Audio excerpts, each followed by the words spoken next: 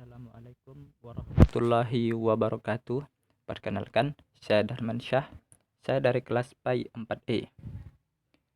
Video kali ini dibuat untuk memenuhi tugas ujian tengah semester mata kuliah magang 1. Nah,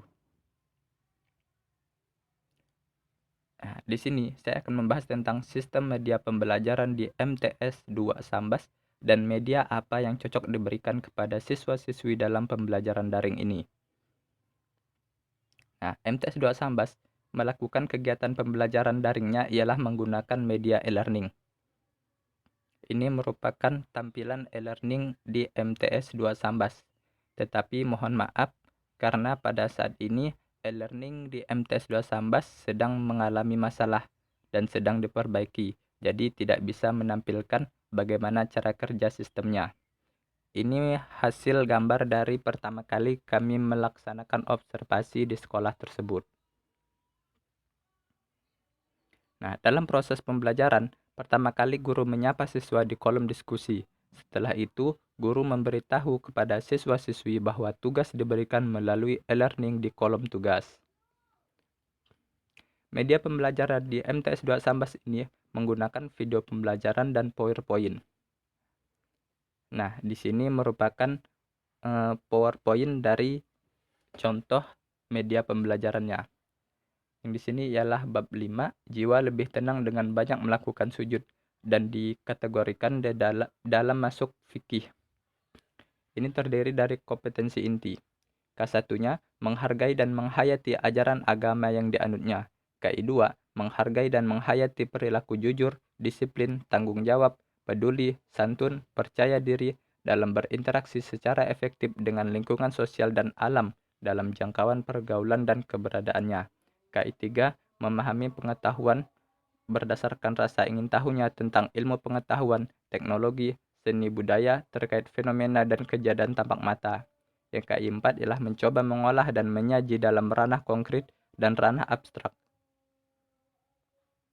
Kompetensi dasarnya ialah melaksanakan sujud syukur, sujud tilawah, dan sujud sahwi sebagai perintah agama. Menghayati perilaku santun sebagai implementasi dari sujud syukur, sujud sahwi, dan sujud tilawah. Memahami tata cara sujud syukur, sujud sahwi, dan sujud tilawah. Mempraktikkan sujud syukur, sujud sahwi, dan sujud tilawah. Tujuan pembelajaran yang pertama, peserta didik mampu menjelaskan pengertian sujud dengan benar. Peserta didik menjelaskan macam-macam sujud dengan benar. Peserta didik mampu menjelaskan ketentuan sujud syukur dengan benar. Peserta didik mampu mempraktikkan tata cara sujud syukur dengan benar, dan peserta didik mampu menjelaskan ketentuan sujud sahwi dengan benar. Peserta didik mampu mempraktikkan tata cara sujud sahwi dengan benar. Peserta didik mampu menjelaskan ketentuan sujud tilawah dengan benar, dan peserta didik mampu mempraktikkan tata cara sujud tilawah dengan benar. Yang pertama masuk ke materi ialah sujud syukur. Sujud syukur artinya berterima kasih kepada Allah Subhanahu wa taala. Sujud syukur ialah sujud yang dilakukan ketika seseorang memperoleh kenikmatan dari Allah atau terhindar dari bahaya. Sebab-sebab melaksanakan sujud syukur yang pertama mendapatkan nikmat dari Allah Subhanahu wa taala, yang kedua ialah terhindar dari bahaya. Tata cara sujud cukup untuk dipraktikkan dan sangat mudah. Caranya ialah menghadap kiblat, niat untuk sujud syukur, sujud seperti sujud dalam sholat dengan membaca Subhanallah walhamdulillah wala ilaha illallah wallahu akbar wala haula wala quwata illa billahil alil azim. Setelah itu duduk kembali dan salam. Yang kedua ialah sujud sahwi. Sujud sahwi ialah sujud yang dilakukan karena lupa atau ragu-ragu di dalam sholat. Sujudnya 2 kali dan dilakukan setelah membaca tahiyat akhir sebelum salam. Sebab dilaksanakan sujud sahwi yaitu lupa meninggalkan atau salah satu rukun dari iktidal atau sujud atau ruku. Yang kedua ialah lupa atau ragu jumlah rakaat. Yang ketiga lupa membaca doa kunut bagi yang membiasakan kunut. Yang keempat lupa melakukan tasyahud awal, dan yang terakhir ialah kelebihan atau kekurangan dalam jumlah rakaat. Tata cara sujud sahwi.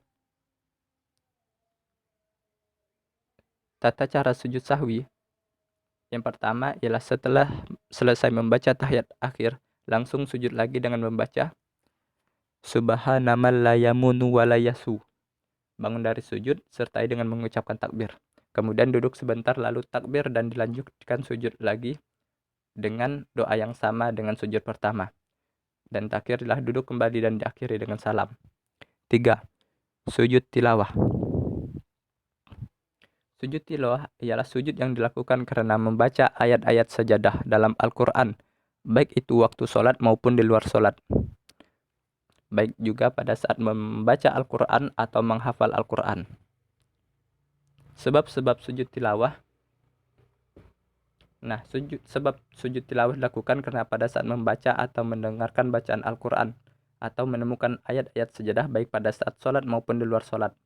Adapun ayat-ayat sajadah yang di dalam Al-Quran berjumlah 15, tapi di sini hanya memberikan contoh dua, yaitu Quran Surah Al-A'raf ayat 206 dan Quran Surah Ar-Ra'd ayat 15.